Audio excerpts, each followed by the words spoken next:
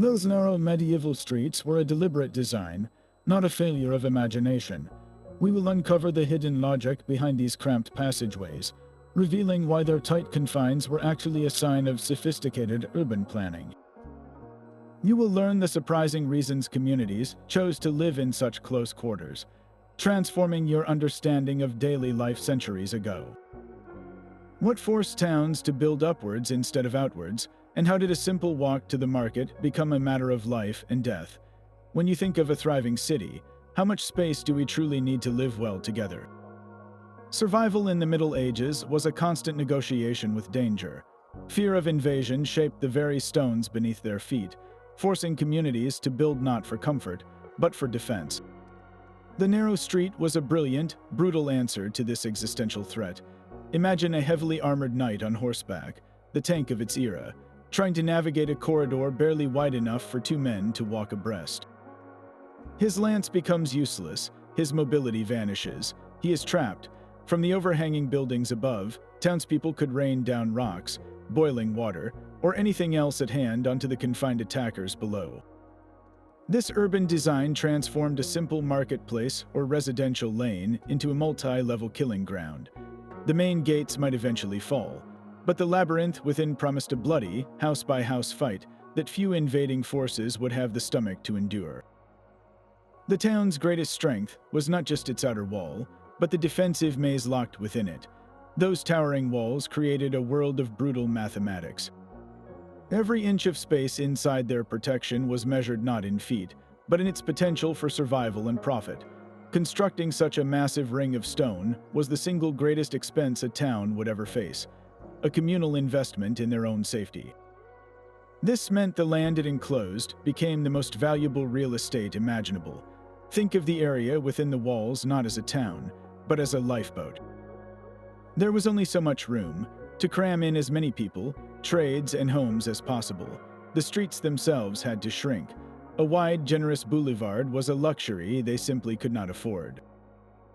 Every extra foot of width given to a road was a foot stolen from a house that could generate taxes, or a blacksmith whose work supplied the militia, or a baker feeding the families huddled inside during a siege. The narrow street was not an architectural style. It was the physical result of a simple, stark equation. How do you fit an entire functioning community into a tightly drawn circle? You build up and you build tight, sacrificing open space for the collective security of being inside the walls when the gates finally closed. That same pressure to survive within the walls created another powerful force shaping the narrow lanes, the relentless pull of economics. Think of a medieval town not just as a fortress, but as a corporation where every square foot of land was a source of revenue. The town council needed funds to maintain those expensive walls, to pay for the night watch, to keep the peace. Their primary source of income was a property tax, but it was calculated in a way that would seem bizarre to us today. Your tax bill was not based on the total size of your land or the grandeur of your house. It was based on how many feet of street frontage your property claimed. The wider your building faced the public road, the more you owed the town each year. This simple rule ignited a quiet revolution in urban design.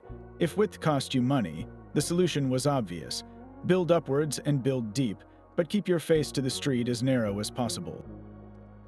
Picture a row of houses, each one straining for the sky, 4 or 5 stories tall, but squeezed together so tightly that their upper floors almost kiss. They were like books standing upright on a shelf, their spines facing the street. A merchant might own a sprawling workshop and home that stretched far back from the road, a labyrinth of rooms and courtyards hidden from view. Yet he paid taxes only on that slender, 10-foot-wide sliver of land where his front door opened onto the world. This was a brilliant financial strategy for the individual, but a collective disaster for the streets. Every property owner, from the wealthiest merchant to the humblest baker, had the same incentive to greedily claim every possible inch for their private structure, leaving only the absolute bare minimum for the public thoroughfare. The narrow medieval street, then, is not just a monument to fear. It is also a fossilized record of countless personal financial decisions, a case study in how tax policy can physically reshape a city, one narrow building at a time. This desperate scramble for space created a vertical war for a simple, vital resource, sunlight. In a world lit only by fire and the sun, a dark home was a miserable, unhealthy, and unproductive place. The solution was a clever architectural trick that further squeezed the streets below. Builders began constructing their upper floors so they projected out over the street, a technique known as jettying. Picture a street where the fourth story of a house hangs over the first, like a person leaning out over a crowd to get a better view. This overhang allowed the homeowner to gain precious square footage in their living quarters without buying more land. But this individual victory had a collective cost for the thoroughfare. Each jetted floor made the street a little narrower at the rooftop level, until the gap between buildings was sometimes just a thin sliver of sky. The effect on life below was profound. These overhangs acted like a permanent awning, blocking rain and the harsh summer sun from the street. While this might sound convenient, it turned the lane into a perpetually shadowy, damp corridor where puddles never fully dried and a chill hung in the air, even at midday. Yet high above, this same design guaranteed that those precious upper windows could finally catch a few direct rays of light, transforming a dark attic into a livable room. The narrow street was not just about defense or taxes. It was also a carefully calculated trade-off, sacrificing light and air at the ground level to capture a sliver of the sun for the homes pressed tightly together above. Yet these cramped streets were also a triumph of practical engineering. While we marvel at the grand cathedrals, the everyday technology for urban infrastructure had its limits. Creating a wide, stable roadway required deep, robust foundations and complex drainage ditches, all of which demanded immense labor and expense. A narrow lane, by contrast, was a straightforward solution. Builders could simply lay down a bed of gravel or cobblestones with a simple central gutter to carry away rainwater and waste. This was a system any local craftsman could manage, and the entire community could maintain with minimal cost. The closeness of the buildings themselves provided a hidden structural benefit.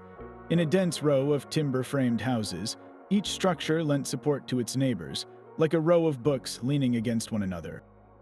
This collective stability created a resilient urban fabric where a single building, standing alone, might have been far more vulnerable to sagging or collapse. The resulting network of tight, interlocking lanes was not a chaotic mess. It was the most logical, cost-effective, and structurally sound way to build a thriving town with the tools and knowledge they had. Every narrow passage was a testament to clever problem-solving, where simple engineering and economic reality worked hand in hand to shape the world beneath their feet. But these twisting alleys were also instruments of control, masterfully manipulated by the most powerful players in town, the guilds. These associations of craftsmen and merchants were more than just business clubs. They were political and economic forces that dictated who could sell what and where. Their power to set prices, control quality, and restrict competition was absolute. And the narrow street was the perfect tool to enforce their will. Think about it from their perspective. A wide, open plaza would be a nightmare for a guild master. It would allow for a chaotic, sprawling market where unlicensed vendors could easily set up stalls, hawking their goods beyond the guild's watchful eye. But a cramped, winding lane was a completely different story. It created natural choke points, making it simple for guild officials to patrol. They could stand at one end of a passage and see every shopfront, every cart, every person coming and going. This tight control over the physical space meant they could crush competition before it even had a chance to take root. A weaver selling cloth without a guild license, or a butcher selling meat that had not been inspected, had nowhere to hide. Their illicit trade was instantly visible in those confined quarters. The narrow street, therefore, was not just a product of defense and taxes. It was a carefully maintained ecosystem, designed to protect the lucrative monopolies that kept the guilds rich and powerful. The very shape of the city ensured their economic dominance, turning every lane into a regulated corridor of commerce. This constant, concentrated filth created a sensory world almost unimaginable to us today. The air in a narrow medieval street was thick with the smell of decay, a potent mixture of rotting food, human waste, and animal dung. Every household disposed of its slops and refuse by simply opening a shutter and tossing the contents into the lane below.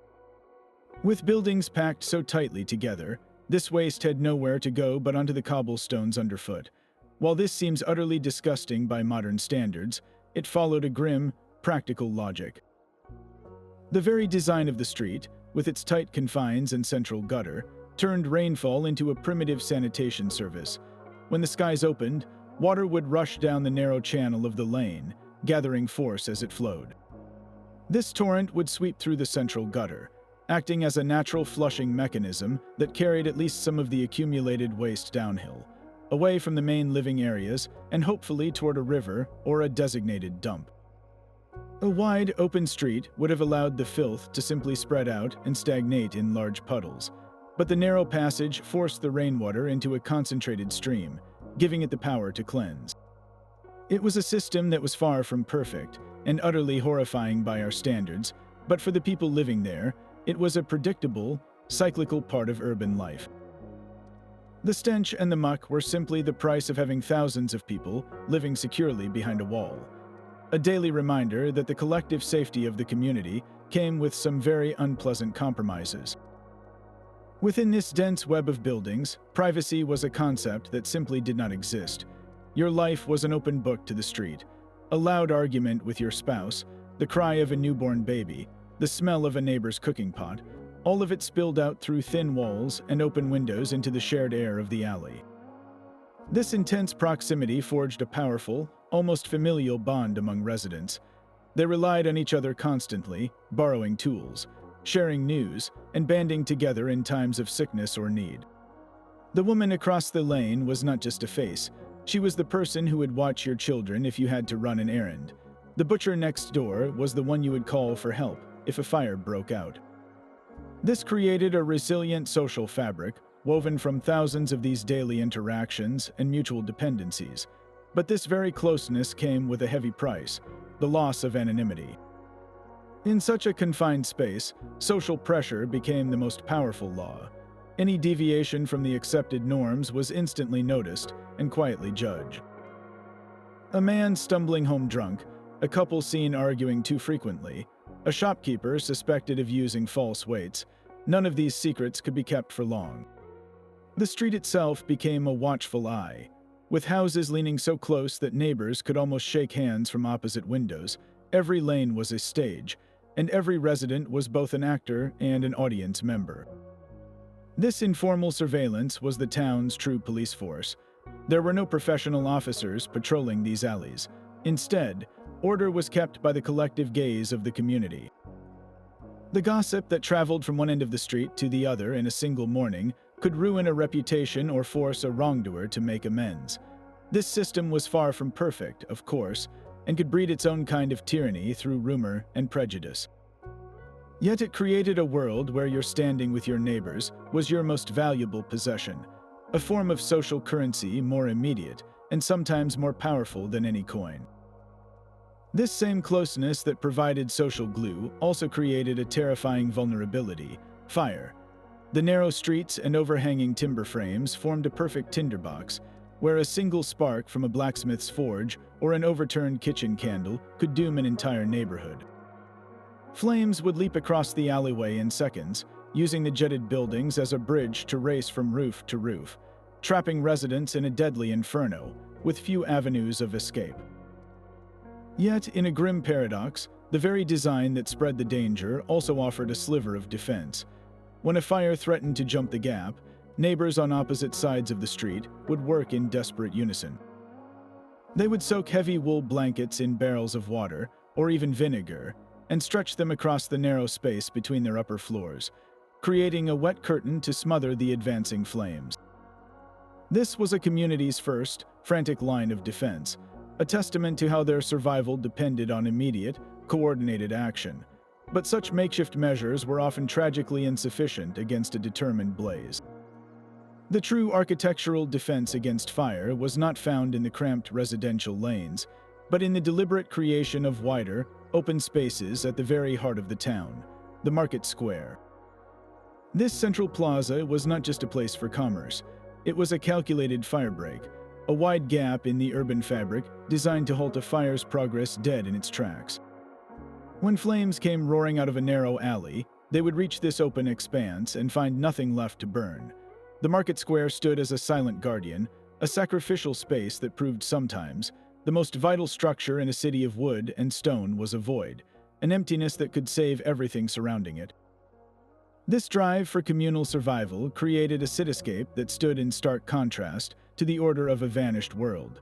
To understand the medieval street, we must first look at what came before and what was lost. The Romans were master urban planners, building cities like Londinium, which would become London, and Lutetia, the ancestor of Paris, on a grand, imperial scale. Their streets were wide, straight arteries, designed with mathematical precision to allow legions to march in perfect formation and for grand processions to display the power of the empire. This was urban design as a statement of control, both military and political.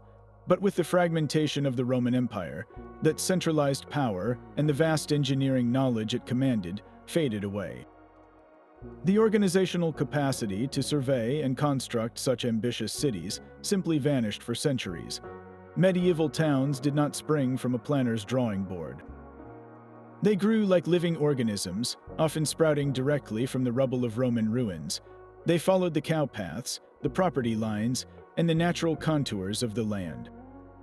A wide Roman road might be quarried for its stone, its straight line broken by a new timber house built at a slight angle, simply because that is where the foundation stones were easiest to lay. The winding, narrow street was not a rejection of Roman order. It was a pragmatic response to a world where there was no single authority left to impose that kind of order.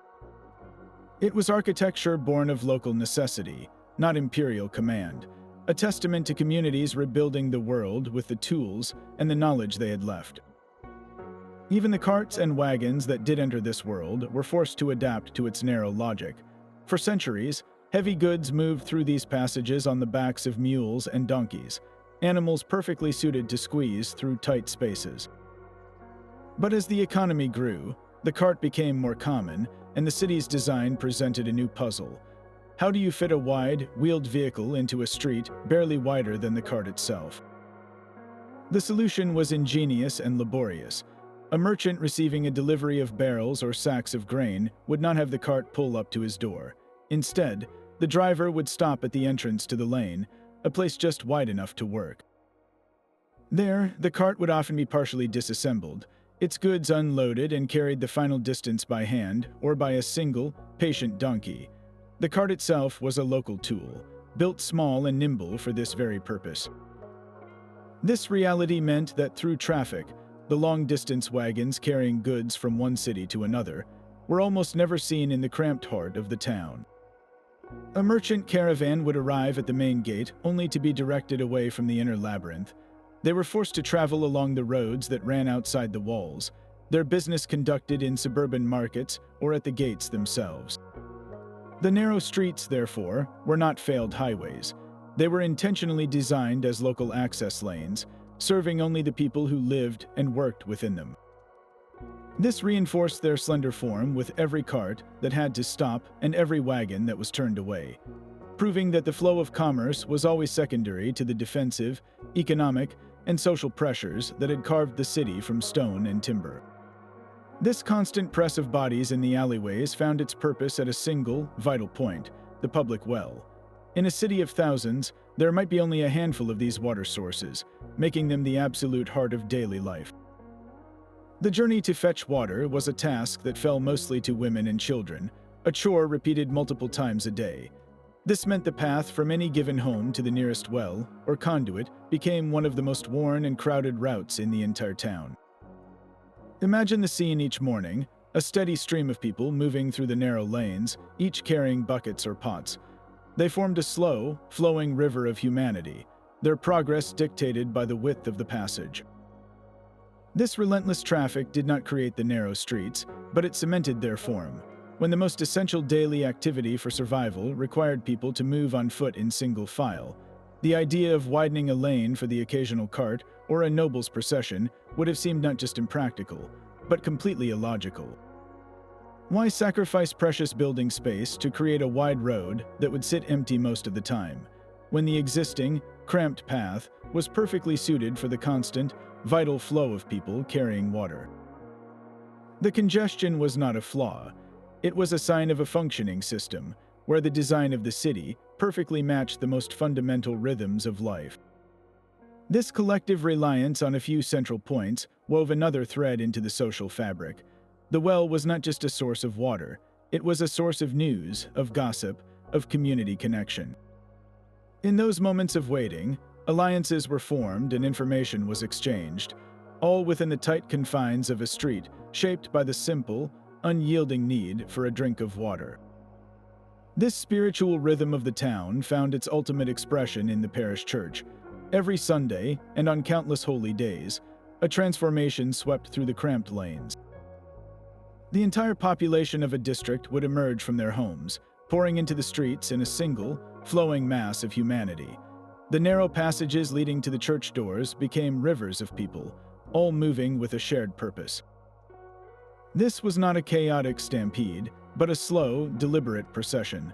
The very design of the street, which forced everyone into close quarters, amplified the experience. You were not just walking to church, you were traveling there with your entire community, shoulder to shoulder with your neighbors.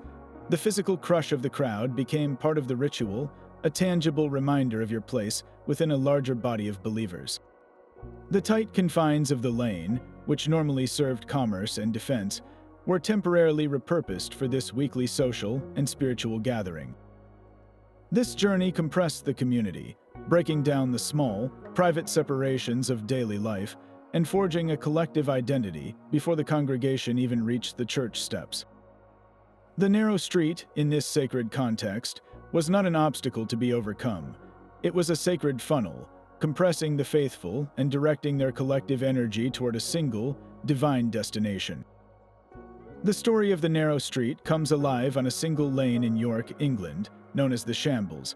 Here, the overhanging timber frames of the buildings lean so far across the passage that their upper eaves seem to whisper to one another, leaving only a thin ribbon of sky visible from the cobblestones below. This was not merely a residential lane, but a specialized industrial zone dedicated entirely to the butchery trade. The wide, deep windowsills you see were not for flower boxes.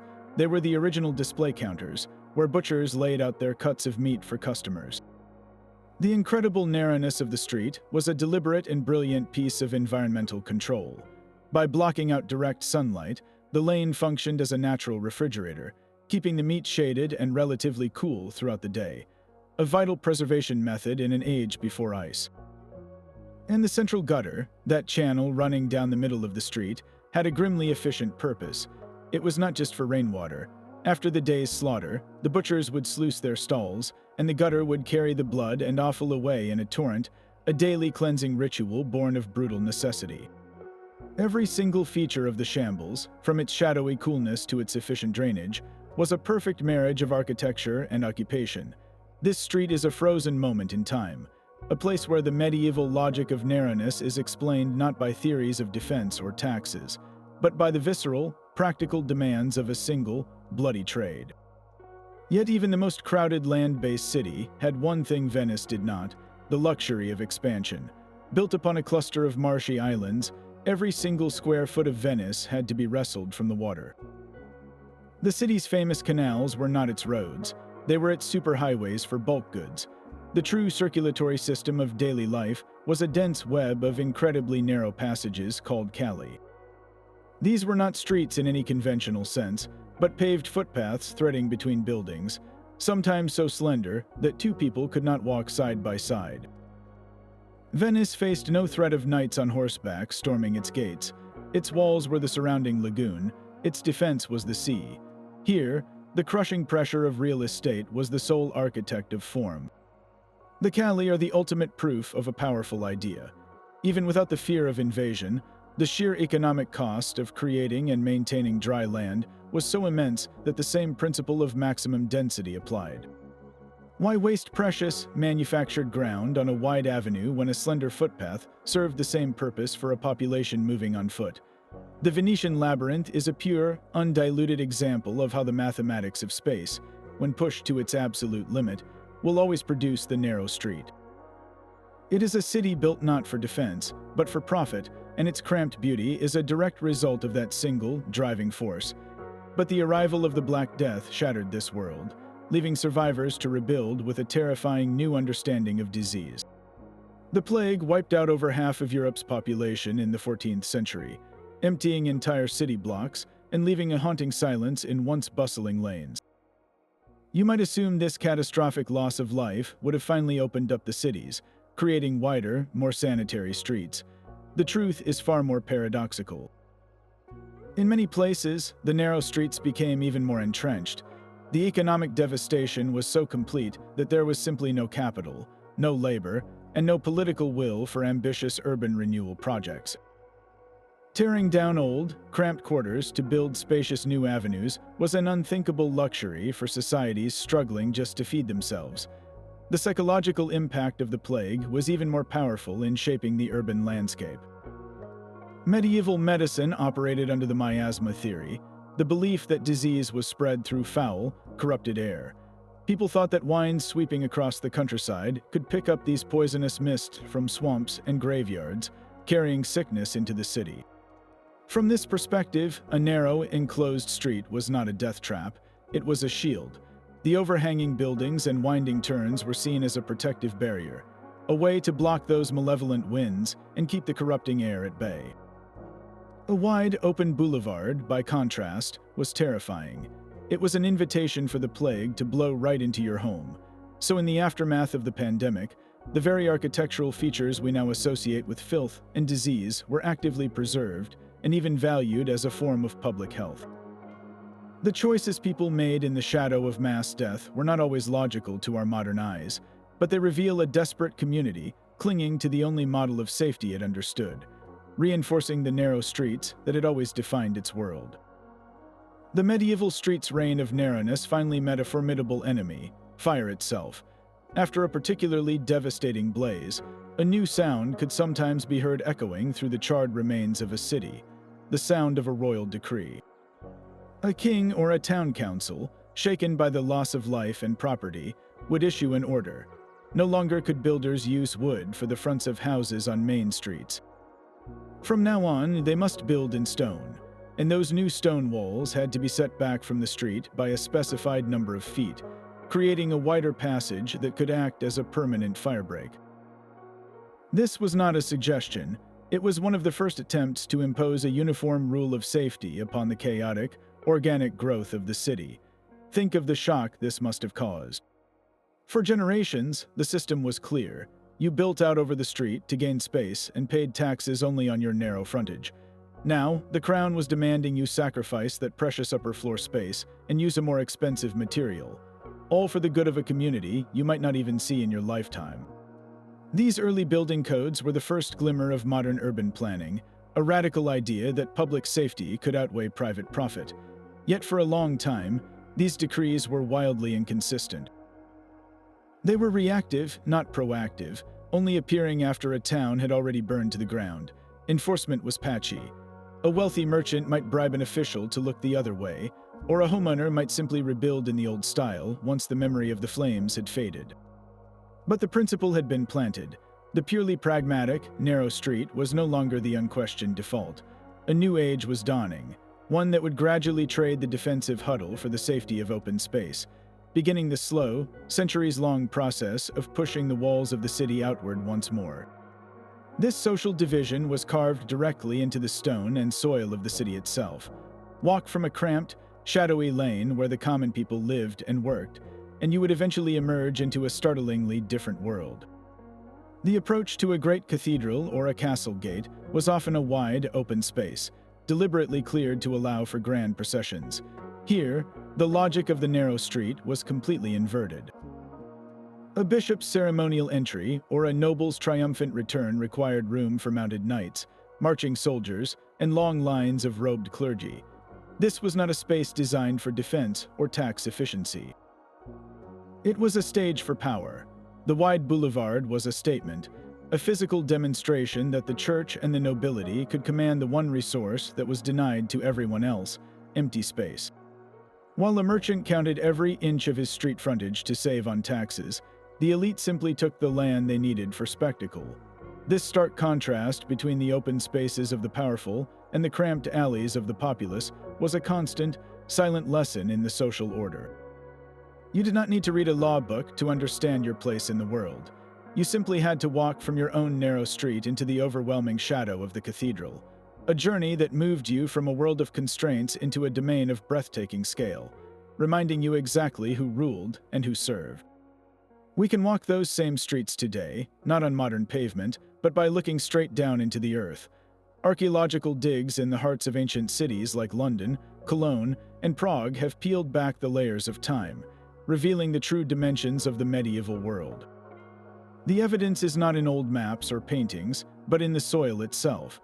Excavators find the ghostly outlines of wooden foundations, packed so tightly together that the gaps between them are barely the width of a man's shoulders. These dark stains in the earth are the footprints of the very houses that created those oppressive, overhanging lanes, and running directly between them, often right down the center, is the unmistakable groove of a stone-lined gutter, the same channel that once carried away the daily filth and rainfall. This is not a theory anymore, it is physical fact. The ground proves just how narrow life truly was, but the archaeological record reveals something even more fascinating than a single moment in time. It shows us a story of constant change. As you dig deeper, you can trace how a street might have started as a simple dirt path, only to be paved with cobblestones generations later. In some places, you can see where a fire or a collapse finally created an opportunity. The new buildings that went up were sometimes set back by a few precious inches, a tiny, hard-won victory for light and air that took a century to achieve. In other cases, the opposite happened. A lane that fell out of use was not widened, but simply swallowed whole. A new stone house would be built directly over the old roadway, its foundation walls burying the cobblestones and the central gutter forever, erasing the path from the map until an archaeologist's trowel uncovers it centuries later. Every dig site tells a dual story, a record of both the immense pressure to build tight and the slow, grinding struggle of a city to breathe. Your ears would have been the first to tell you that you were entering a different world. The close stone walls of a narrow street did not absorb sound. They amplified it, reflecting and concentrating every noise into a relentless symphony of daily life. The rhythmic, percussive clang of a blacksmith's hammer striking hot iron would bounce from one timber-framed house to the next, a sound so regular it became the neighborhood's heartbeat. Over this, you would hear the high-pitched cries of merchants shouting their prices, the squeal of a wooden cartwheel grinding against a curbstone, and the constant, low murmur of dozens of conversations happening just an arm's length away. There was no escape from this acoustic intimacy. A private talk inside your home was likely overheard by the family next door, and the sound of a child's laughter or a couple's quarrel belonged not just to them, but to the entire street. This shared soundscape was another thread in the social fabric, connecting every resident to the collective life of the community, for better or for worse. Then came the smells, an invisible but undeniable force that defined the atmosphere. The air was a layered tapestry of scents, some pleasant, many utterly foul. On a single walk, your nose would be assaulted by a shifting parade of odors. The warm, yeasty aroma of baking bread from a nearby shop would suddenly be overpowered by the pungent, acrid smell of a tanner's yard, where animal hides were treated with urine and dog feces. The sharp, smoky scent of a blacksmith's charcoal fire, mixed with the earthy smell of horse manure, dropped by the animals that constantly traversed the lanes. And underpinning it all was the simple, inescapable smell of people, thousands of them living in very close quarters with only the most basic sanitation. This olfactory barrage was not a sign of a system failing. It was the smell of a system functioning exactly as it was designed. The stench of the tannery meant leather was being produced for shoes and saddles. The smell of manure meant goods were being transported. This was the perfume of a working city, a constant, visceral reminder that survival and commerce were messy, intertwined affairs that could not be hidden away. Visually, the experience was just as overwhelming. Looking down the length of a typical lane, your eyes would have no place to rest. The ground was a jumble of cobblestones, often slick with moisture, and the central gutter that served as the street's artery. Above you, the world narrowed dramatically. The upper floors of buildings jutted out, leaning so far over the street that neighbors could almost shake hands from their windows. This left only a thin, winding ribbon of sky visible from below, a strip of light that changed with the hour but never fully illuminated the depths of the passage. Your immediate field of view was a chaotic collage of human activity. Brightly painted shop signs, hanging like silent salesmen, creaked in the breeze. A baker's sign might show a giant, gilded pretzel, while a cobbler's displayed a large wooden boot. From the overhanging eaves, merchants would hang their goods for sale, bunches of herbs, strings of onions, or bolts of colorful cloth, turning the street itself into a vertical marketplace. And everywhere there were people, a constant, slow-moving current of bodies dressed in rough, homespun wool. Their faces etched with the grime and grit of a life spent in this vibrant, claustrophobic, and utterly captivating world. This was not a place you passed through. It was a place you experienced with your entire being, a total immersion in the crowded, noisy, smelly, and brilliant reality of medieval life. That sudden transition from a wide modern street into a cramped, winding lane is a physical journey between two different worlds of thought. One was built for the speed of cars and the movement of masses, the other for the pace of a person on foot and the logic of a walled community. These preserved medieval cores, which we so often call the Old Town, are far more than just tourist attractions. They are living museums of a forgotten urban logic, a fossilized record of the pressures we have just explored. Every twist in the road was a response to a tax bill, every overhanging eave a desperate grab for sunlight, and every narrow choke point a potential death trap for an invading night. The reasons that forged these streets have long since vanished. The walls were torn down, the tax on street frontage was abolished, and the fear of siege became a distant memory. Yet the streets themselves remain, stubbornly resisting centuries of change. This endurance is their final mystery. Why did these impractical, cramped passages survive when so much else was swept away by progress? The answer lies in their sheer utility and the weight of history itself. They proved perfectly suited for the new age of cafes and small shops, their intimate scale creating a vibrant human atmosphere that wide boulevards often lack. To walk through an old town is to feel the ghost of the medieval city pressing in on you, a testament to the astonishing durability of a design born from defense, economics, and the unyielding need for human connection. We often romanticize these narrow streets as sun-drenched alleys of a simpler time, but that image is a modern fantasy. One persistent myth suggests the tight lanes were designed to provide shade from the summer sun or to trap warmth during cold winters. While the overhanging buildings certainly created shade, this was not the primary goal, but rather a side effect of the desperate grab for interior space. The medieval builder was not an early climate scientist, he was a pragmatist maximizing his property. Another common belief is that the streets were built to suit a population of shorter people. While average heights were indeed slightly less than today, the difference was a matter of inches, not feet. A lane built for people 5 feet tall would have been just as cramped and impractical for someone 5'6". The scale of these streets was not dictated by human biology, but by the brutal economics of real estate and the unyielding need for defense. Even the idea of hygiene is misunderstood. They knew filth was unpleasant and disease was a threat, but their understanding of the connection was completely backwards. They believed bad smells caused sickness, and that narrow, enclosed streets could block the plague-carrying winds, a theory that tragically kept them living in the very conditions that fostered disease. The truth is far more compelling than any single myth. The medieval street was not the result of a single, simple cause. It was the physical expression of a complex equation where the threat of invasion, the burden of a clever tax, the high cost of land, and the limits of engineering all had to be balanced. Every narrow lane represents 1,000 compromises, a testament to communities solving the urgent problems of survival, not with ignorance, but with a sharp, practical intelligence focused entirely on the world they actually lived in.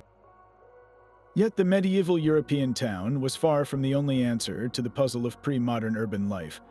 Across the Mediterranean, the cities of the Islamic world presented a fascinating blend of similarity and contrast. They too were filled with a labyrinth of narrow, shaded lanes, designed not for defense against nights, but as a refuge from the blistering sun. These passages created cool, sheltered corridors for pedestrians, a direct response to a harsh climate. But woven into this fabric were deliberate, wide arteries leading directly to the central mosque and the main bazaars. These broader streets were built to handle the immense crowds flowing towards Friday prayers and to accommodate the bustling commerce of the grand marketplace, showing a conscious planning for both spiritual and economic life on a massive scale. Meanwhile, in the Far East, a completely different model flourished under powerful, centralized empires. Cities in China were often laid out as vast, perfect grids, their wide boulevards and symmetrical blocks a physical manifestation of imperial order and control.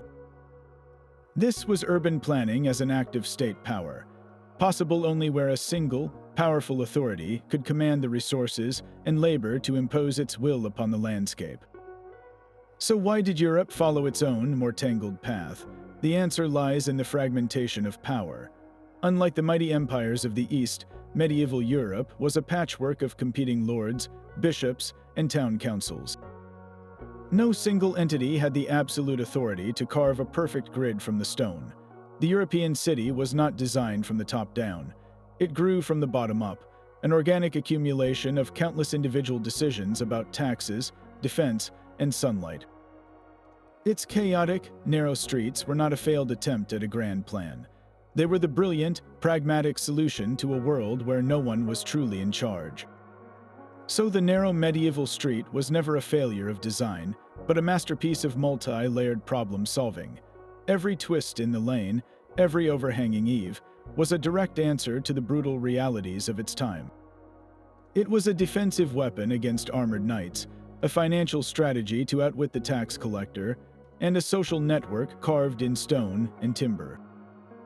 These cramped corridors managed the daily flow of water and waste while forging the powerful community bonds that were essential for survival. They were not a chaotic mess, but the logical, resilient arteries of a vibrant and intensely human world. When you step into one of these ancient lanes today, you are not just walking down an alley. You are passing through the ghost of a medieval mindset, a physical echo of the fears, ambitions, and brilliant pragmatism of the people who built it. What is the narrowest street you have ever visited? Share your own stories in the comments below, and subscribe for more journeys into the hidden mysteries of the